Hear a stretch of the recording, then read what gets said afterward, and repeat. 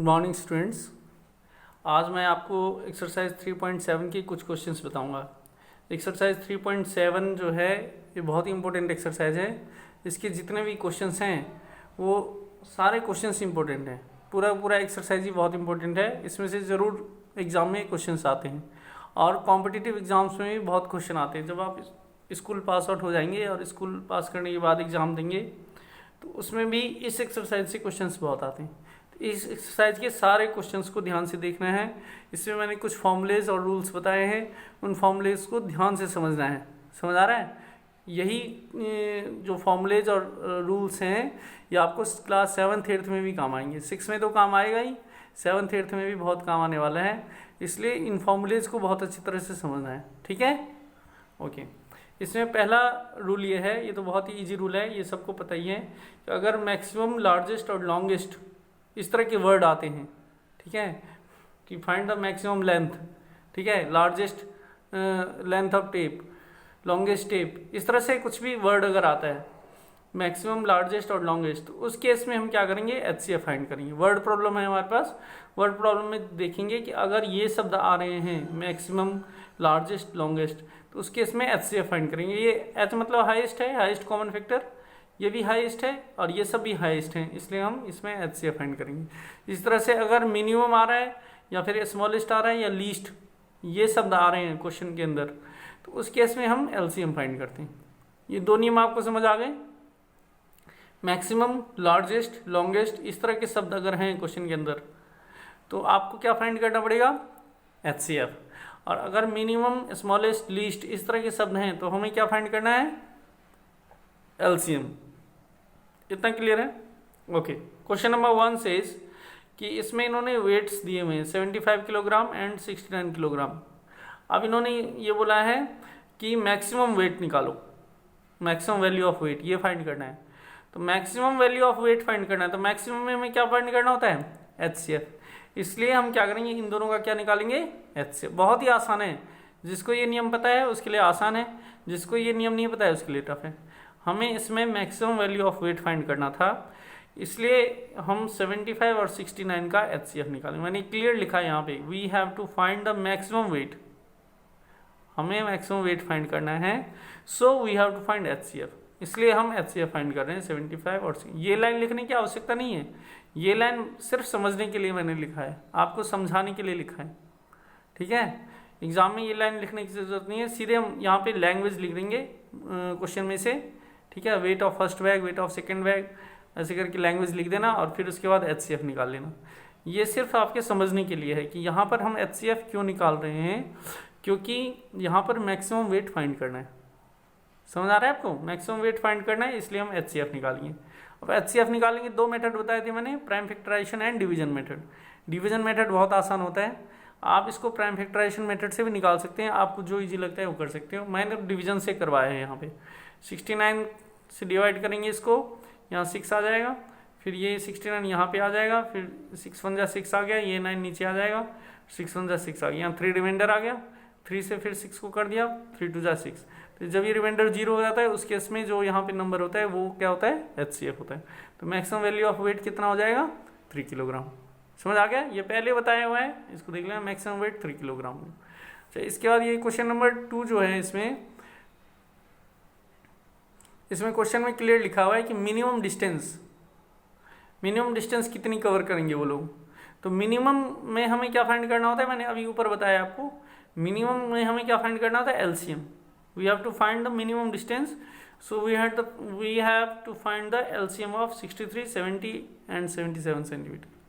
समझ आ रहा है? बहुत आसान है। मैक्सिमम में HCF और मिनिमम में LCM। तो हम इनका LCM निकाल देंगे। 7 9 जा 63, 7 10 जा 70 और 11 7 जा 77। ठीक है, पहले हम यहाँ 2 से भी लगा सकते हैं इसको, 3 से भी लगा सकते हैं, किसी भी नंबर से लगा सकते हैं, ऐसा कोई रूल नहीं है। हाँ, लेकिन यहाँ पे प्राइम नंबर होने चाहिए, बस ये ध्यान रखना है। यहाँ लगा देंगे हम, और इसके बाद 7 9 जा 63 आ गया, 7 10 जा 70 आ गया, 11 7 जा 77 आ गया, फिर 3 से लगाएंगे, 3 3 जा 9, ये 10 ऐसे आ जाएगा, 11 ऐसे आ जाएगा, फिर 3 1 जा 3, 10 ऐसे आ जाएगा, 11 ऐसे जाएगा, फिर यहाँ 2 से लगाएंगे, फिर 5 से लगाएंगे, फिर ऐसे करते जाएंगे जब तक कि यहाँ 1 1 1 नहीं आ जाए। यहाँ मैंने एंड सो ऑन लिख दिया है, ये इसलिए लिखा है क्योंकि यहाँ स्पेस कम है। आपको ऐसे नहीं करना है, आपको ये पूरा करके दिखाना है। समझ आ रहा है बच्चों आपको? यहीं तक आपको छोड़ना नहीं है। यहाँ मैंने क्यों स्टॉप कर दिया है, क्योंकि यहाँ स्पेस कम है। अभी इससे आगे और होगा, 2 से लगाएंगे, फिर यहाँ 1 आएगा, 2 5 जा 10, फिर 11, फिर हम 5 से लगाएंगे, फिर 1 1 11, फिर 11 से लगाएंगे, फिर 1 1 1 आएगा। समझ आ गया? तो जब 1 1 1 जब तक नहीं आएगा तब तक ये काम करते रहना है। जब यहाँ पे 1 1 1 आ जाएगा, उस केस में यहाँ पे जितने नंबर हैं उनको मल्टीप्लाई कर देते हैं तो एलसीएम आ जाता है। तो यहाँ एलसीएम कितना आ जाएगा? LCM is equal to 7 into 3 into 3, 7 into 3 into 3, फिर यहाँ पे जो है ये वाले नंबर आएंगे, एक 2 आएगा, एक 5 आएगा और एक 11 आएगा। इन सबको मल्टीप्लाई करेंगे 6930 सेंटीमीटर आ जाएगा। यानी कि minimum distance each should cover 6930 centimetre. इतना डिस्टेंस सबको कवर करना पड़ेगा। समझ आ गया आपको? मिनिमम में क्या फाइंड करना है? एलसीएम। मैक्सिमम में क्या फाइंड करना है? एचसीएफ। बहुत इजी कंसेप्ट है। क्लियर है? Okay, next question number 3। अब देखिए क्वेश्चन 3 में क्या होता है कि लॉन्गेस्ट हमें फाइंड करना है। लॉन्गेस्ट, ये लेंथ ब्रेथ हाइट दी हुई है एक रूम की, हमें टेप की लॉन्गेस्ट वो लेंथ निकालनी है कि लॉन्गेस्ट टेप कितनी होगी। तो लॉन्गेस्ट मतलब क्या हो गया? हाईएस्ट हो गया। एचसीएफ निकालनी है, मैंने आपको बताया था लॉन्गेस्ट होगा, मैक्सिमम होगा या ग्रेटेस्ट होगा, उस केस में एचसीएफ निकालते हैं। इन तीनों का एचसीएफ निकाल लो। अगेन डिवीजन मेथड लगाएंगे। यहाँ पे 675 और 825 का किया है मैंने, 1 जा जाएगा, यहाँ 150 आ गया, फिर ये 675 यहाँ आ गया, फिर ये 154 जा 600 हो गया, ये 75 आ गया, ये 150 यहाँ आ गया, 75 टू जा 150। अब ये यहाँ रिमाइंडर 0 हो गया, एचसीएफ 75 आ गया। तो length of longest tape is equal to 75 centimetre. यानी कि लॉन्गेस्ट टेप की लेंथ कितनी होनी चाहिए? 75 सेंटीमीटर। 75 सेंटीमीटर की अगर आप टेप ले लेंगे तो उसकी जो है मेजरमेंट की जा सकती है। ठीक है? Okay, next question. ये क्वेश्चन 4 करने से पहले एक कंसेप्ट है, इसको ध्यान देना है और वेरी इंपॉर्टेंट है। क्वेश्चन नंबर 4 5 जो है वेरी वेरी इंपॉर्टेंट। इसमें क्या है कि इन case of divisible by, question 4 आप पढ़ के देखो, उसमें वर्ड आ रहा है डिविजिबल बाय या डिवाइडेड बाय। बाय जब आता है ना, divided by, divisible by, by शब्द जब आता है तो उस केस में आपको एलसीएम फाइंड करना है। ठीक है? अगर जिस क्वेश्चन में भी डिविजिबल बाय, डिवाइडेड बाय ये शब्द आएंगे, बाय आएगा, है ना, उस केस में आप क्या फाइंड करोगे? एलसीएम। ये बहुत इंपॉर्टेंट नियम है, ये आपको ध्यान रखना है। क्या बताया मैंने? डिविजिबल बाय और डिवाइडेड बाय ये वर्ड अगर आ रहा है तो क्या फाइंड करोगे आप? एलसीएम। क्यों एलसीएम फाइंड करेंगे? इसका रीजन ये है, देखो यहाँ पे हमारे पास 3 नंबर है, 6 8 और 10। इसका एलसीएम निकालो, एलसीएम 120 आएगा। एलसीएम निकालना आता है? निकाल के चेक करके देखना 120 आ रहा है कि नहीं। 120 आएगा एलसीएम। इन तीनों का एलसीएम 120 आ गया। अब ये तीनों नंबर जो हैं ये 120 को डिवाइड कर रहे हैं। 120 को 6 भी डिवाइड कर रहा है, आंसर 20 आ रहा है। 120 को 8 भी डिवाइड कर रहा है, आंसर 15 आ रहा है। और 120 को 10 भी डिवाइड कर रहा है, आंसर 12 आ रहा है। तो ये जो 120 है इसको ये तीनों नंबर डिवाइड कर रहे हैं। 120 को 6 8 और 10 तीनों नंबर डिवाइड कर रहे हैं। समझ आ रहा है? तो 120 क्या है यहाँ पे? 120 है एलसीएम। 120 क्या है? एलसीएम। तो LCM is divisible bye 6 and ये इन तीनों से डिवाइड हो रहा है ना, डिविजिबल बाय वर्ड आ रहा है। देखो डिविजिबल बाय है तो हमने क्या फाइंड किया है यहाँ पे? एलसीएम। क्योंकि एलसीएम जो होता है वो सारे नंबरों से डिवाइड हो जाता है। ठीक है? इसलिए डिविजिबल बाय शब्द अगर आ रहा है क्वेश्चन के अंदर, डिविजिबल बाय वर्ड लिखा है, तो आपको हमेशा एलसीएम फाइंड करना है, क्योंकि एलसीएम को ये सारे नंबर डिवाइड करते हैं। ठीक है? जिन जिन नंबर का एलसीएम निकालोगे वो सारे नंबर एलसीएम को डिवाइड करते हैं। इसी तरह से नियम नंबर 2 है कि अगर डिवाइड्स आ रहा है, डिवाइड्स, उसमें बाय नहीं लिखा है, विच डिवाइड्स, तो उस केस में एचसीएफ फाइंड करेंगे। क्या बताया मैंने? डिविजिबल बाय, बाय शब्द आ रहा होगा, डिविजिबल बाय, डिवाइडेड बाय ये शब्द होंगे तो एलसीएम, और डिवाइड्स आ रहा है सिर्फ तो उस केस में क्या निकालोगे? HCF. Find the number which divides. ठीक है? और इसमें क्या आएगा? Find the number which is divisible bye 6 8 and 10। तो which is divisible bye 6 8 and 10 तो हमने एलसीएम निकाला। और अगर आएगा find the number which divides 6 8 and 10 तो हमें क्या करना पड़ेगा? एचसीएफ निकालना। हमने इस केस में 6 8 और 10 का एचसीएफ निकाला है, 2 आया। एचसीएफ निकालना आता है आपको? खुद ही चेक करना, एचसीएफ 2 आना चाहिए। 2 ही आएगा इन तीनों का HCF निकाल लेना, इनका HCF 2 आएगा। अब यहाँ पे क्या देख रहे हैं हम कि ये जो HCF है ये इन तीनों नंबर को डिवाइड कर रहा है। HCF जो है वो 6 को भी डिवाइड कर रहा है, HCF 8 को भी डिवाइड कर रहा है और HCF 10 को भी डिवाइड कर रहा है ना। यहाँ पे आप ये देखिए, इसमें यहाँ पे 6 डिवाइडेड बाई 2 3 आंसर आ रहा है, 8 डिवाइडेड बाई 2 4 आंसर आ रहा है, 10 डिवाइडेड बाई 2 5 आंसर आ रहा है। यानी 2 क्या है हमारा HCF क्या कर रहा है, इन तीनों नंबर को डिवाइड कर रहा है। HCF divides 6 8 and 10। LCM में क्या होता है कि LCM सारे नंबर से डिविजिबल होता है, divisible by all numbers. LCM is divisible by all numbers, whereas HCF divides all the numbers. उल्टा होता है, मतलब समझ आ रहा है। एक जो है वो सारे नंबर को डिवाइड करता है और एक ऐसा होता है कि वो सब सारे नंबर से डिविजिबल होता है। LCM सारे नंबरों से डिविजिबल होता है और HCF सारे नंबर को डिवाइड करता है। ये आपको समझना बहुत इंपॉर्टेंट है। समझ नहीं आया है तो इसको दोबारा बैक करके और दोबारा देखो, 2 बार 3 बार 4 बार देखो जब तक समझ ना आ जाए, क्योंकि ये concept very very important concept है। ये आगे आपके बहुत काम आने वाला है। डिविजिबल बाय शब्द अगर है, डिविजिबल बाय और डिवाइडेड बाय, तो हम LCM निकालेंगे और डिवाइड्स अगर आ रहा है तो HCF निकालेंगे। ठीक है। अब देखिए क्वेश्चन नंबर 4 है। इसमें उन्होंने बोला है कि हमें ऐसा नंबर निकालना है जो 6 8 और 12 से डिविजिबल हो। तो हमें क्या फाइंड करना पड़ेगा, LCM। डिविजिबल बाय शब्द आ रहा है तो हमें क्या फाइंड करना पड़ेगा, LCM। इनका हम LCM निकालेंगे, LCM 24 आ गया। अब इसमें ये इन्होंने बोला है कि स्मॉलेस्ट 3 डिजिट भी होना चाहिए। सेकंड कंडीशन ये भी है, अगर ये नहीं होता कि find the smallest 3 digit number, सिर्फ इतना होता कि find the number which is divisible bye 6 8 and 12, तो ये आंसर होता। समझ आ रहा है। अगर क्वेश्चन में होता कि find the number which is divisible bye 6 8 and 12, तो इतना ही आंसर आता। अब उन्होंने क्वेश्चन में एक कंडीशन और दे रखी है कि हमें स्मॉलेस्ट 3 डिजिट फाइंड करना है। अब हम क्या करेंगे, यहाँ से क्वेश्चन निकालने के 2 मेथड हैं, smallest 3 digit, smallest 4 digit, greatest 3 digit, greatest 4 digit. इस तरह के जो नंबर होते हैं उसको निकालने का यहाँ से एक अलग प्रोसीजर है। इसको भी ध्यान से समझना है, वेरी वेरी इंपॉर्टेंट कंसेप्ट है ये।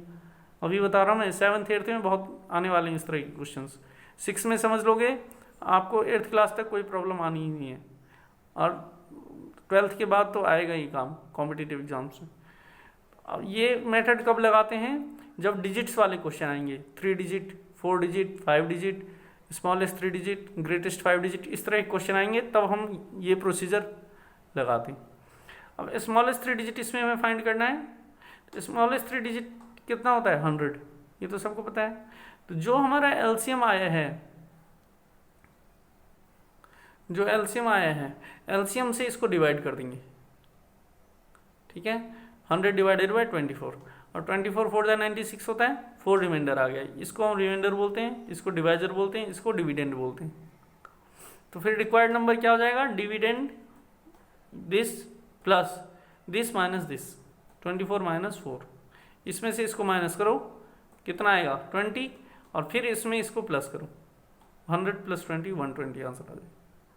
इन दोनों को माइनस करो, 24 माइनस 4 कितना आ जाएगा 20, और जो आएगा उसको इसमें प्लस करो। ये फॉर्मूला होता है। ठीक है, 24 माइनस 4 कितना आ जाएगा 20, और 20 में इसको हम प्लस कर देंगे। तो क्या फॉर्मूला हमारा बना, dividend plus divisor minus reminder, ये हमारा फॉर्मूला बन गया। ये फॉर्मूला हम कब लगाएंगे, जब आपको स्मॉलेस्ट निकालना हो, smallest 3 digit, smallest 4 digit, smallest 5 digit, smallest 7 digit number निकालने हो, तब आपको ये फॉर्मूला लगाना है। ठीक है, ये मैंने आगे अभी फॉर्मूला लिखा हुआ है, ये आपको समझ आ गया। इन दोनों को माइनस किया हमने, 24 में से 4 पहले माइनस करेंगे, कितना आंसर आएगा 20, और जो आंसर आएगा उसको इसमें ऐड कर देंगे, 100 प्लस 20। इन दोनों को माइनस करके जो आंसर आएगा वो इसमें प्लस कर देंगे।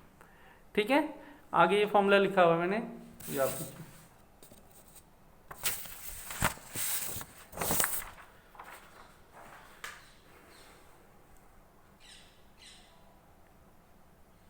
देखिए, ये फॉर्मूला है यहाँ पे। In case of smallest N digit number, N digit, N मतलब क्यों लिखा है यहाँ पे, क्योंकि एन की जगह यहाँ कुछ भी हो सकता है, 3 डिजिट भी हो सकता है, 4 डिजिट भी हो सकता है, 10 डिजिट भी हो सकता है, इसलिए यहाँ एन लिखा है। समझ आ रहा है। तो यहाँ पे जब भी इस तरह के क्वेश्चन आएंगे कि smallest 3 digit, smallest 5 digit, smallest 7 digit, उस केस में आपको ये फॉर्मूला लगाना है। समझ आ रहा है बच्चों? ध्यान से इस वीडियो को रिपीट कर करके देखना बार बार, तभी आपको समझ आएगा। एक बार समझ आ गया फिर कोई प्रॉब्लम नहीं है। कितना आ जाएगा? Required number is equal to dividend plus divisor minus reminder.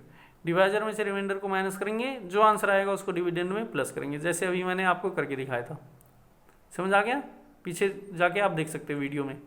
इन दोनों को माइनस करते हैं, डिवाइजर में से रिमाइंडर को माइनस करेंगे, जो आंसर आएगा उसको डिविडेंड में प्लस करेंगे। इसके बाद एक सेकंड मेथड है। कई बच्चे ये बोलते हैं कि ये बहुत लंबा चौड़ा प्रोसेस है, मुझे ये समझ नहीं आया। तो सेकंड मेथड बहुत ही आसान है। इसमें क्या करना है कि 24 का टेबल लिख दो। 24 का टेबल लिखना शुरू कर दो और जैसे 3 डिजिट आएगा, सबसे पहला 3 डिजिट जो आएगा वही आंसर हो जाएगा। 24 1 जा 24, 24 2 जा 48, 24 3 जा 72, 24 4 जा 96 एंड 24 5 जा 120। तो सबसे पहले ये 2 डिजिट है और ये क्या आ रहा है? 120 3 डिजिट है। तो सबसे पहला 3 डिजिट नंबर ये है, इसलिए आंसर 120 हो जाए। हमें 3 डिजिट ही फाइंड करना था ना, तो जैसे ही 3 डिजिट आएगा वैसे ही आंसर लिख देंगे। अगर 4 डिजिट फाइंड करना होता तो हम इसमें देखते हैं कि 4 डिजिट कहाँ आएगा। 4 डिजिट तो इसके टेबल में आएगा ही नहीं, है ना। 10 जा तक वैसे तो काफ़ी आगे बढ़ जाएंगे तो आ जाएगा, लेकिन 24 10 जा 240 होता है ना। तो 24 20 जा 24 30 जा करेंगे तो वो आगे जाके 4 डिजिट आ जाएगा। तो अगर हमें जो चाहिए होता है वहाँ तक हमें टेबल लिखना होता है, ठीक है। लेकिन ये एक लॉन्ग प्रोसेस है, टेबल लिखना पड़ेगा आपको। उतना अच्छा प्रोसीजर नहीं है, मुझे उतना सही नहीं लगता है। ये वाला मेथड बिल्कुल सही मेथड है। इसको आपको थोड़े से समझने में प्रॉब्लम होगी, बट अगर आप समझ गए तो ये बहुत आसान मेथड है। ओके, अब ये क्वेश्चन नंबर 5 जो है, इसमें भी ये बोला है कि डिविजिबल बाय 8 10 एंड 12। तो डिविजिबल बाय ये शब्द आ रहा है, इसलिए हमें इसका एलसीएम निकालना पड़ेगा। एलसीएम 120 आएगा। एलसीएम निकालना आपको आता है, इसलिए मैंने निकाल के यहाँ दिखाया नहीं है। आपको कॉपी पे निकाल के दिखाना है, सॉल्व करके दिखाना है, क्योंकि इसके मार्क्स हैं। डायरेक्ट नहीं लिखना है कि पीछे हमने रफ में कर दिया है, ठीक है। ये 120 आ गया इसका एलसीएम। समझ आ रहा है आपको? एलसीएम आपको यहाँ पे सॉल्व करके दिखाना है फेयर नोटबुक में। अब यहाँ से भी इसके भी 2 मेथड हैं। फर्स्ट मेथड क्या है कि जो एलसीएम आया है उसको डिवाइड करेंगे। हमें इसमें फाइंड करना था greatest 3 digit number. Greatest 3 digit number क्या होता है? 999। इसको इससे डिवाइड करेंगे तो 128 जा 960 होता है। इसको माइनस करो, 9 - 0 9, 9 - 6 3, 39 आ गया। अब इसमें ये ज़्यादा ही आसान है। इसमें क्या करना है कि रिमाइंडर को माइनस कर देते हैं डिविडेंड में से, और कुछ नहीं करना होता। तो रिक्वायर्ड नंबर कितना आ जाएगा?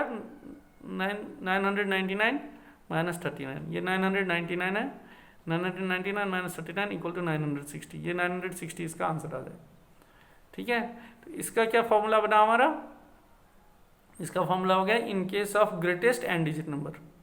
ये फॉर्मूला कब लगाएंगे? जब हमें ग्रेटेस्ट फाइंड करना होगा। इससे पहले वाला फॉर्मूला कब लगाएंगे?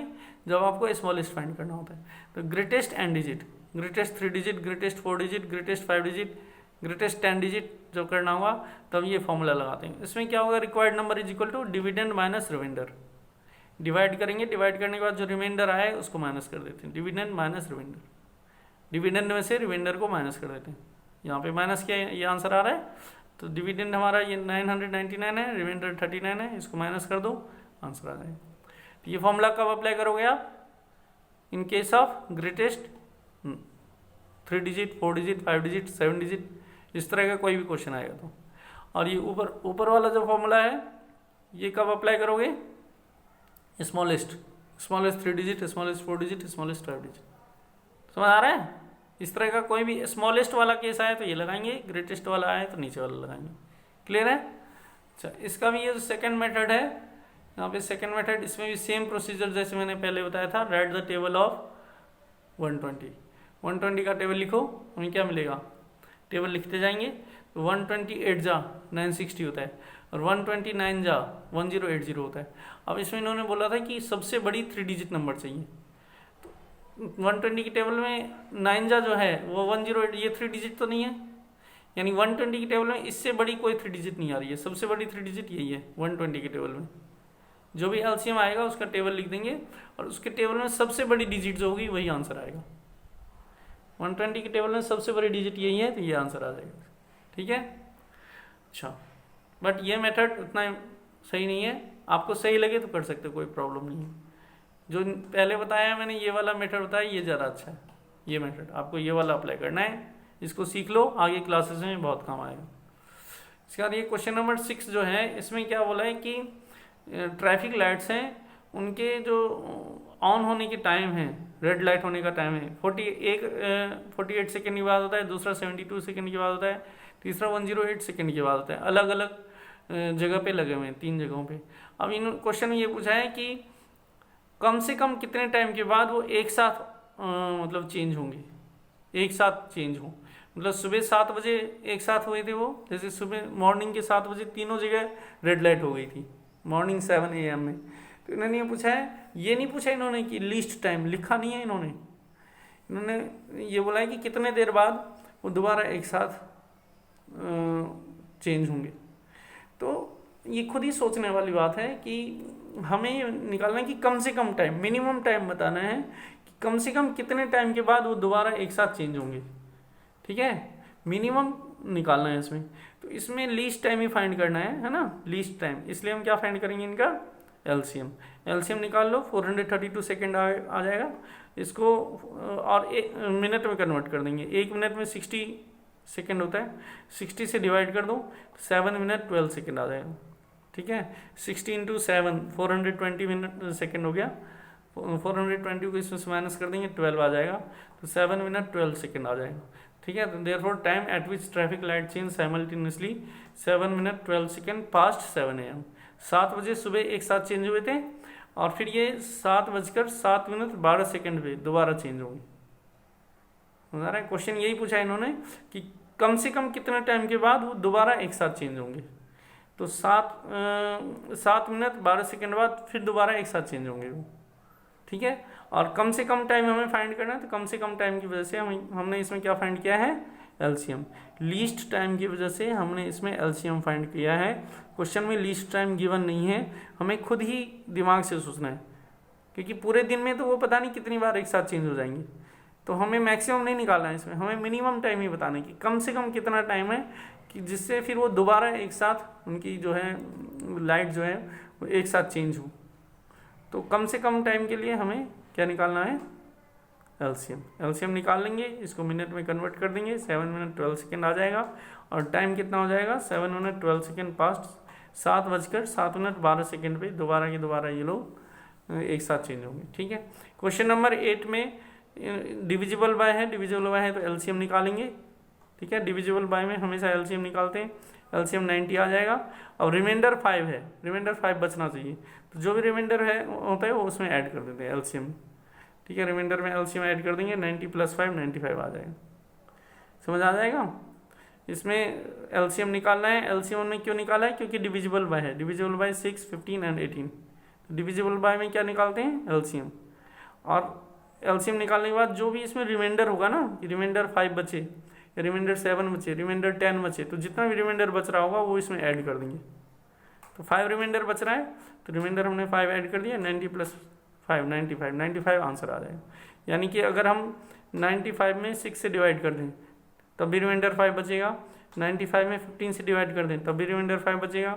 95 में 18 से डिवाइड कर दें तब भी रिमाइंडर 5 बचेगा। क्वेश्चन नंबर 7 और क्वेश्चन नंबर 9, ये जो इतने क्वेश्चंस कराए हैं इन्हीं में से आपको मिल जाएंगे। ठीक है, ये आपको खुद ही करना है, डू इट योर सेल्फ है ये। DIY का मतलब होता है डू इट योर सेल्फ। ठीक है, ये आपको खुद ही करना है। ठीक है, क्वेश्चन 7 और 9 अगर आपने खुद कर लिया तब तो आपको ये सारे क्वेश्चन समझ आ गए।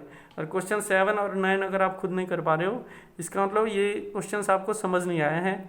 इन वीडियोज़ को दोबारा देखो, दोबारा समझो, और फिर उसके बाद क्वेश्चन 7 और 9 ट्राई करो। फिर नहीं आ रहा है फिर दोबारा देखो। जब तक क्वेश्चन और 9 अपने आप नहीं सॉल्व कर पाते हो तब तक इनको दोबारा देखते रहो। जब आप अपने आप सॉल्व कर लोगे इसको, इसका मतलब आपको समझ आ गया है, फिर कोई प्रॉब्लम नहीं। ठीक है, आई होप आपको समझ आ गया होगा अच्छी तरह से। ठीक है, थैंक्स फॉर वॉचिंग।